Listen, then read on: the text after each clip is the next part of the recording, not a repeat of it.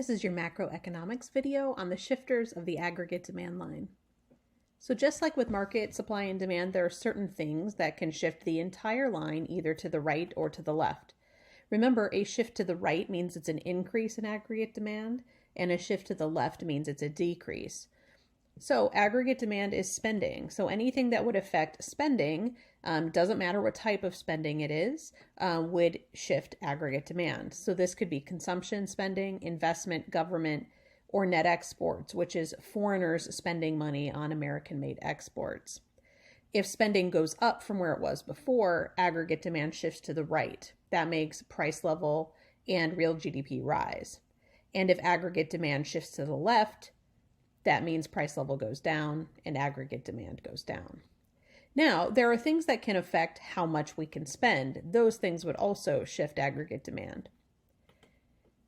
Also, changes in expectations. So consumers and business firms, if they are really optimistic about the future and they think things are going well, they think the economy is going great, they're going to keep their job, maybe get a raise, then we start to increase our spending and aggregate demand rises. But if people get really pessimistic, they think something terrible is going to happen. They think they might lose their job. They see unemployment rising. Then people start to save their money because they're not really sure what's going to happen in the future.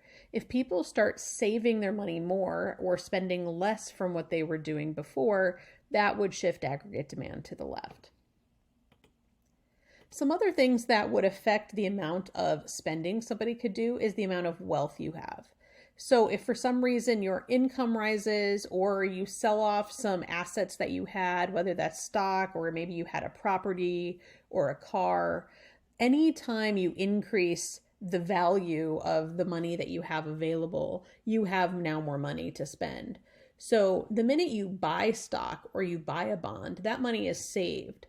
But if that asset rises in value and you sell it and take the cash, now you have cash that you can spend. So that would cause aggregate demand to go up. Of course, if your wealth goes down or an asset that you have loses money, you now have less income to spend and aggregate demand would shift to the left. This is also dependent upon capital stock. So if you remember, capital stock are things like machinery, equipment, factories, things that businesses use that they keep so that they can continue to make products for their consumers. The existing capital stock will help to determine how much investment spending there's going to be. So, for example, if there's a lot of capital stock available, it's really easy for a business to come in fairly cheaply, rent some office space and continue to, produce goods and services or increase the spending that they're doing. But if you have to, create a lot of that capital stock, you have to buy or build businesses, from the ground up, or you have to, build out a factory from the ground up, then that can affect how much output that you can produce.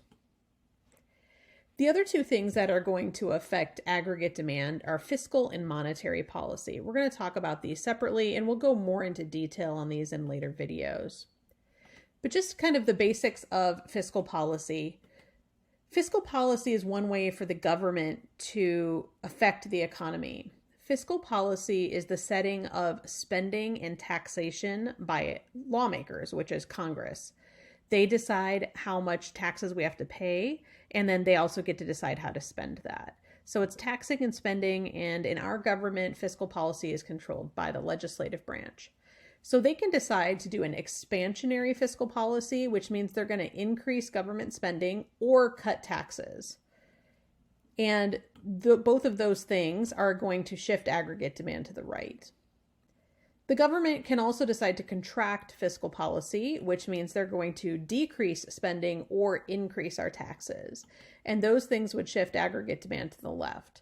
If either the government is spending less money or you have to pay more in taxes, you will have less of your own income to spend. And both of those things contract the economy. The other way the government can affect the economy is through monetary policy, and this is done through the central bank of a country. We call ours the Federal Reserve, and they can affect how much money is in circulation, and that affects the interest rate. The interest rate, if it is high, encourages us to save our money, and if the interest rate is low, encourages us to spend our money. So the central bank can move that interest rate in the free market to make it go up or down, and that will therefore cause either expansionary or contractionary. So an expansionary monetary policy would mean that the central bank's going to increase the money supply. They're literally going to find a way to print or create more money. When they increase the amount of money that's available in circulation, this lowers the interest rate.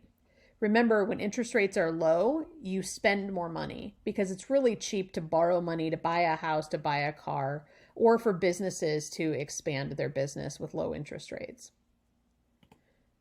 The central bank can also contract monetary policy by decreasing the money supply. And when they take money out of the economy, it makes the interest rate rise. And as interest rates go up, that encourages us to save our money instead of spend. So, of course, our spending goes down, aggregate demand shifts to the left. Now you're going to go ahead and get out your active learning sheet. This will be your first active learning for Macro Unit 3. In each of these 4 situations, I want you to explain what happens to the aggregate demand curve. Does it shift to the right, to the left, or does it stay the same?